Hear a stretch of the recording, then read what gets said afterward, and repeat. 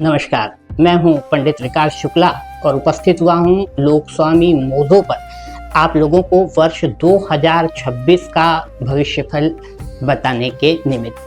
वर्ष 2026 किस राशि के लिए कैसा रहेगा, इस पर हम अभी विस्तार से चर्चा करेंगे, लेकिन उसके पूर्व ग्रहों के गोचर के बारे में आपको संक्षिप्त में जानकारी दे दूं। शनि पूरे वर्ष मीन राशि में परिभ्रमण करेंगे। राहु नवंबर माह के अंत तक या मतांतर से कहूं तो दिसंबर माह के प्रथम सप्ताह तक कुंभ राशि में रहेंगे। तत्पश्चात वो वक्री गति से मकर राशि में प्रविष्ट हो जाएंगे। बृहस्पति एक ऐसा ग्रह है जो इस वर्ष 3 बार राशि परिवर्तन करेगा। दिनांक 2 जून 2026 तक वो मिथुन राशि में परिभ्रमण करेगा। 2 जून 2026 के पश्चात अपनी उच्च राशि कर्क में होगा, जहां पर कि वो 31 अक्टूबर तक अतिचारी गति से परिभ्रमण करते हुए नवंबर माह के प्रथम 1 नवंबर को जो है वो सिंह राशि में प्रविष्ट हो जाएगा। तो बेसिकली जो वार्षिक राशिफल है वो गुरु, शनि और राहु के गोचर पर ही आधारित होता है। क्योंकि शनि और राहु इस वर्ष राशि परिवर्तित नहीं कर रहे हैं या वर्ष के अंत में कर रहे हैं, तो मुख्य रूप से हमारा ये कार्यक्रम जो है वो गुरु के गोचर पर ही, बृहस्पति के गोचर पर ही आधारित होगा। तो आइए सबसे पहले बात करते हैं सबसे पहली राशि मेष के बारे में। मेष राशि में बृहस्पति जो है वो पहले 2 जून तक पराक्रम भाव अर्थात प्रतिभाव से विचरण करेंगे। उसके बाद 2 जून के पश्चात वो सुख स्थान पर जाएंगे और दिनांक 1 नवंबर से वे आपके पंचम स्थान पर परिभ्रमण करेंगे। बृहस्पति का तीनों ही भ्रमण जो है, तीसरे भाव का बृहस्पति जहां पारिवारिक सुख शांति के लिए, वैवाहिक जीवन के लिए या अविवाहितों को विवाह संपन्न करवाने में मददगार साबित होता है, वहीं चौथे भाव में जब ये बृहस्पति आएगा तो आपकी अचल संपदा में वृद्धि करेगा, वाहन आदि आपको प्रदान करेगा। और जब ये पंचम भाव में जाएगा अर्थात 1 नवंबर के पश्चात, तब ये विद्यार्थी वर्ग के लिए विशेष रूप से अनुकूल होगा। और अनुकूल होगा उन लोगों के लिए जो शेयर मार्केट या बिटकॉइन जैसे क्षेत्रों में कार्य कर रहे हैं, तेजी मंदी के कार्यों में इंटरेस्ट लेते हैं या निवेश करते हैं, उनके लिए इस वर्ष के अंतिम 2 माह विशेष रूप से अनुकूल रहने की संभावना है। आइए बात करते हैं अगली राशि वृषभ की। वृषभ राशि में 2 जून सन 2026 तक बृहस्पति जो है वो रहेगा धन और कुटुंब के भाव द्वितीय भाव में। चूंकि नाम ही धन स्थान है और बृहस्पति धन का कारक है, इसलिए ये वर्ष के शुरुआती 5 महीने आर्थिक रूप से आपको विशेष रूप से संपन्नता प्रदान करेंगे। अचल संपदा और वाहन आदि खरीदने की जो बहुत लंबे समय से आपकी अभिलाषा थी वो अब मूर्त रूप ले सकेगी। 2 जून 2026 के पश्चात ये पराक्रम भाव में जाएगा, जहां भाई बहनों के लिए अच्छा होगा, अविवाहितों को विवाह के प्रस्ताव प्रदान कराएगा।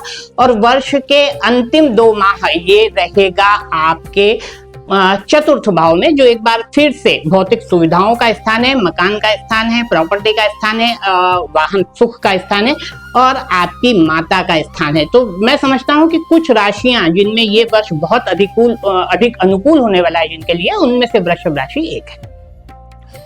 अब हम तीसरी राशि की बात करें और वो राशि है मिथुन राशि। मिथुन राशि में अभी बृहस्पति प्रथम भाव अर्थात लग्न से ही विचरण कर रहा है। लग्न से आपके शरीर का विचार किया जाता है, आपके स्वयं का प्रतिनिधित्व लग्न ही करता है। और यहाँ पर बृहस्पति जैसे बड़े और शुभ ग्रह का संचरण निश्चित रूप से आपके व्यक्तित्व में निखार लाएगा। चाहे और आपकी प्रशंसा होगी, घर परिवार का वातावरण सुखद रहेगा, मन बहुत अधिक प्रफुल्लित रहेगा, कई तीर्थ यात्राओं के योग बनेंगे। जून के बाद ये बृहस्पति आपके धन स्थान पर उच्च के हो जाएंगे। जितना ये धन के लिए लाभदायक हैं, उससे भी अधिक लाभदायक हैं आपके कार्य क्षेत्र में आपकी पोजीशन को लेकर। प्रमोशन के निश्चित रूप से चांस बनेंगे और यदि आप कोई जॉब चेंज करना चाहते हैं तो उसके लिए भी जून के बाद का समय अर्थात वर्ष के अंतिम 6-7 महीने बहुत अधिक अनुकूल रहने की संभावना है। तत्पश्चात नवंबर में ये आपके पराक्रम भाव में चले जाएंगे और वहां भी बृहस्पति आर्थिक समृद्धि के दृष्टिकोण से बहुत बेहतर परिणाम देते हैं। अगली बात करें कर्क राशि की। कर्क राशि के लिए वर्ष के शुरुआती 5 माह में कोई बहुत अधिक अनुकूल नहीं मानता। 12वां बृहस्पति खर्च की अधिकता लाएगा। ये बात है कि खर्च सकारात्मक कार्यों में होगा, दान इत्यादि में होगा, लेकिन कई बार आपको ऐसा महसूस होगा कि आर्थिक रूप से आप थोड़ा सा जकड़ चुके हैं, थोड़ा सा परेशान हो चुके हैं। लेकिन वर्ष के जैसे ही 5 माह व्यतीत हो जाएंगे और बृहस्पति आपके लग्न प्रथम भाव पे उच्च के होकर विचरण करेंगे, तो धीरे धीरे सारी परेशानियों का अंत होने लगेगा। सबसे पहला जो लाभ आपको नजर आएगा वो नजर आएगा आपके स्वास्थ्य पर और आपकी मानसिक अवस्था पर। कॉन्फिडेंस बढ़ेगा, एक विशेष तरह के उत्साह का संचार आपके व्यक्तित्व में होगा। पारिवारिक वातावरण भी जून माह के बाद आपके अनुकूल होने लगेगा और माह के वर्ष के अंत में जब ये धन स्थान पर जाएंगे तो निश्चित रूप से कार्य क्षेत्र में प्रगति लाएंगे, परिवर्तन लाएंगे, जो कि बहुत अधिक सकारात्मक रहेंगे। अगली राशि की बात करें तो वो राशि है सिंह। सिंह राशि में वर्तमान में बृहस्पति जो है वो लाभ स्थान से संचरण कर रहे हैं। आर्थिक रूप से आपके लिए समय ठीक चल रहा है, पारिवारिक रूप से भी ये समय आपके लिए अच्छा है। सिंह लग्न के वे लोग जो कि अभी विवाह योग्य होते हुए भी अविवाहित हैं, उनके लिए वर्ष के प्रारंभिक 5 माह बहुत अधिक सकारात्मक रह सकते हैं। अनुकूल प्रस्ताव विवाह के आपको प्राप्त हो सकते हैं। जून के बाद मामला थोड़ा सा गड़बड़ है क्योंकि बृहस्पति आपके 12वें भाव में चले जाएंगे। उस समय थोड़ी सी आर्थिक परेशानियों का अनुभव होगा, क्योंकि आपकी कुंडली में बृहस्पति अष्टमेश अर्थात मृत्यु स्थान के स्वामी भी बनते हैं और इनके व्यय भाव का संचरण थोड़ी सी शारीरिक अवस्था भी आपकी गड़बड़ा सकता है। आपको स्वास्थ्य के प्रति वर्ष के अंतिम 6-7 माहों में सतर्क रहने की आवश्यकता है। छोटी मोटी बीमारियों को नजरअंदाज ना करें, फौरन अपने चिकित्सक से संपर्क करें। कन्या राशि के लिए ये गोचर जो है वो अभी भी कार्य क्षेत्र के लिए विशेष रूप से अनुकूल चल रहा है। जो लोग प्रमोशन की बाट जो रहे थे उनके लिए ये 5 महीने उपलब्धिपूर्ण रह सकते हैं। उसके बाद जब ये लाभ में जाएगा तो विशेष रूप से आपके लिए आर्थिक समृद्धि की द्वार खुलेगा। यदि मैं मोहरों की भाषा में बात करूं तो कन्या राशि या लग्न का जो सिनारियो है वो इस तरह बनता है कि वर्तमान में बोने का समय है, अर्थात अभी से लेकर मई माह तक आप जो बोएंगे वो मई माह के बाद काटेंगे। कार्य क्षेत्र या कार्य व्यवसाय में कुछ सकारात्मक परिवर्तन होंगे, भागदौड़ रहेगी, लेकिन उसका निश्चित रूप से आपको आर्थिक लाभ मई माह के बाद प्राप्त होगा। कन्या लग्न के विद्यार्थियों के लिए भी मई माह के बाद का समय विशेष रूप से अनुकूल है। प्रतियोगी परीक्षाओं में कोई बड़ी सफलता की उम्मीद वर्ष के अंतिम 5-6 माहों में की जा सकती है। तुला राशि या तुला लग्न की बात करूं तो पूरा ही साल आपके लिए अनुकूल रहेगा। भाग्य भाव में बृहस्पति का विचरण हो रहा है, उसके बाद कर्म स्थान पर और उसके बाद लाभ स्थान पर। भाग्य भाव में गुरु स्वयं भी धर्म के कारक हैं और भाग्य भाव जो कि धर्म का स्थान भी माना जाता है आपकी आध्यात्मिक उन्नति में सहायक होगा। उसके बाद ये उच्च का होकर जब आपके कर्म स्थान पे जाएगा तो आपको नई क्षेत्रों में प्रवेश के अवसर प्रदान करेगा और वर्ष के अंत में जब ये लाभ स्थान पर जाएगा तो आर्थिक रूप से समृद्धि भी प्रदान करेगा।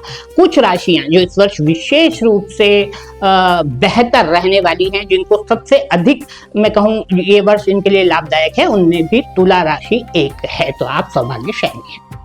अगली बात करूं वृश्चिक लग्न या वृश्चिक राशि की। ये वो राशि है जो मेरी मान्यता के अनुसार सबसे ज्यादा वर्तमान में परेशान चल रही है और अभी 5 महीने और परेशान चलती रहेगी। उसका सबसे बड़ा कारण है शनि का 5वें भाव से विचरण। दक्षिण भारत में एक कहावत है कि 5वें भाव का शनि जो है वो हाथ में कटोरा जलवा देता है। खैर ये तो अतिशयोक्तिपूर्ण है, इसको हम एज इट इज न लें, लेकिन फिर भी 5वें भाव का शनि आर्थिक रूप से बहुत अधिक नुकसान देता है, कमजोरी महसूस करवाता है, ये बिल्कुल सत्य है। राहु भी आपके चतुर्थ भाव में है जो आपके अंदर मानसिक स्थिरता नहीं लाने देंगे। एक अज्ञात सा भय पूरे वर्ष के दौरान आप पर बना रहेगा और विशेष रूप से जून माह तक, जबकि बृहस्पति भी 8वें भाव से संचरण कर रहे हैं। तो वृश्चिक राशि वालों के लिए शुरू के 5 माह 6 माह जो वर्ष के शुरुआत के हैं, पूर्वार्ध जिसको मैं कहूंगा, वो निश्चित रूप से कष्टदायक है। आत्मविश्वास बनाए रखें क्योंकि आने वाला समय बहुत बेहतर है। सिर्फ ये 5-6 माहों की बात है जब उसके बाद बृहस्पति आपके भाग्य भाव से संचरण करना प्रारंभ करेंगे, उनकी दृष्टि शनि पर जाएगी, उसके बाद से परिस्थितियां आपके अनुकूल होना प्रारंभ हो जाएंगी। लेकिन प्रारंभिक 5 माह निश्चित रूप से आपको सावधान रहने की आवश्यकता है। धनु लग्न या धनु राशि के बारे में बात करें तो कहते हैं कि शनि का अढ़ैया चल रहा है। एक नॉर्मल कहावत है क्योंकि चौथे भाव में शनि है, लेकिन मुझे नहीं लगता कि धनु लग्न के लिए शनि का गोचर कभी भी विशेष कष्टदायक रहता है, और यदि केंद्रों में शनि धनु लग्न में हो तो कभी भी कष्ट प्रदान नहीं करता। इसके अलावा बृहस्पति आपके सप्तम भाव पे वक्री गति से विचरण कर रहा है, जो कि पुरानी बीमारियों से निश्चित रूप से आपको निजात दिलाएगा, आपके आत्मविश्वास में, आत्मबल में वृद्धि कराएगा, समाज में आपकी प्रतिष्ठा की वृद्धि करवाएगा। ये अभी जून तक है, जून बाद ये आपके अष्टम भाव में चला जाएगा, आपका लग्नेश है। लेकिन चूंकि लग्नेश अष्टम भाव में जाकर उच्च का हो जाएगा तो मुझे नहीं लगता कि ये विशेष कष्ट देगा। आध्यात्मिक उन्नति के लिए ये समय विशेष रूप से अनुकूल रहेगा। यदि आप किसी गुरु की खोज में हैं, कुछ ऐसे मंत्र इत्यादि की खोज में हैं जो आपका उद्धार कर सके, तो ये समय उसके लिए सबसे ज्यादा अनुकूल रहेगा। नवंबर से ये आपके भाग्य में चला जाएगा। लग्नेश के भाग्य में जाने से ज्यादा सुंदर तो ज्योतिष शास्त्र में कुछ हो ही नहीं सकता। तो धनु लग्न के लिए भी ये वर्ष उपलब्धिपूर्ण, शांतिदायक और विशेष रूप से आध्यात्मिक उन्नति प्रदान करने वाला साबित होगा। मकर राशि या मकर लग्न की बात करें तो शनि का इस समय विचरण जो कि आपके लग्नेश हैं पराक्रम भाव से हो रहा है, जो कि अनुकूल है। राहु धन भाव पर है और बृहस्पति वर्तमान में रोग, ऋण और शत्रु के स्थान अर्थात छठे भाव से विचरण कर रहे हैं। रोग, ऋण और शत्रु के स्थान पर बृहस्पति जैसे शुभ ग्रह का परिभ्रमण अनुकूल नहीं कहा जा सकता। शुरू के 5 माह थोड़े से संघर्षपूर्ण रहने की संभावना है, लेकिन ये भी जो संघर्ष हैं उसके सुखद परिणाम आपको निश्चित रूप से 5 माह बाद प्राप्त होंगे, जब आपके सप्तम भाव में बृहस्पति उच्च राशिगत होकर आपके लग्न और लग्नेश दोनों पर दृष्टिपात करेंगे। अविवाहितों को विवाह के प्रस्ताव आएंगे। साझेदारी में यदि कोई व्यवसाय शुरू करना चाहते हैं या जून माह के बाद कुछ ऐसा समय अवसर अपने आप निर्मित होंगे कि कुछ साझेदारी के प्रस्ताव आपको प्राप्त होंगे और बहुत अधिक संभावना है कि आप उन्हें स्वीकार कर लें। अचल संपदा और वाहन आदि की प्राप्ति के लिए भी जून माह के बाद का जो समय है वो आपके लिए अनुकूल है। कुल मिलाकर जून तक किंचित समय कष्टदायक तो नहीं कहूंगा, लेकिन संघर्षपूर्ण रहने की संभावना है। अगली राशि कुंभ है। कुंभ राशि में लग्नेश द्वितीय भाव में है, लग्न में राहु संचरण कर रहा है, लेकिन सकारात्मक पक्ष ये है कि बृहस्पति 5वें भाव से विचरण करता हुआ लग्न स्थान को देख रहा है। व्यक्तित्व में निखार आएगा। राहु आपको एक चातुर्य प्रदान करेंगे जिससे आप अपना कार्य निकालने की कला आप में विकसित होगी। इस तरह का चातुर्य राहु लग्न का आपको प्रदान करेगा। संतान यदि आप प्राप्ति के इच्छुक हैं तो उसके लिए ये वर्ष बेहतर रह सकता है। जो विद्यार्थी हैं उनके लिए भी प्रतियोगी परीक्षाओं में सफलता की संभावना वर्ष के शुरुआती 5 माह में, या इसके बाद छठा गुरु जाएगा तो छठा गुरु भी प्रतियोगी परीक्षाओं के लिए अच्छा कहा जाता है, तो विद्यार्थी वर्ग के लिए भी ये समय अनुकूल है। लॉटरी, सट्टे, शेयर मार्केट इत्यादि से भी लाभ होने की संभावना निर्मित हो रही है। और अब बात करते हैं राशि चक्र की अंतिम राशि मीन राशि के बारे में। मीन राशि के लिए ये समय मानसिक रूप से किंचित कष्टदायक है। वर्ष के शुरुआती 5 माह प्रैक्टिकली आप देखेंगे तो आपको कोई नुकसान होता नजर नहीं आएगा, लेकिन ये 5 माह में हर काम में रुकावटें, अड़ंगे ऐसा महसूस होता रहेगा। मानसिक तनाव किसी न किसी कारण को लेकर बना रहेगा।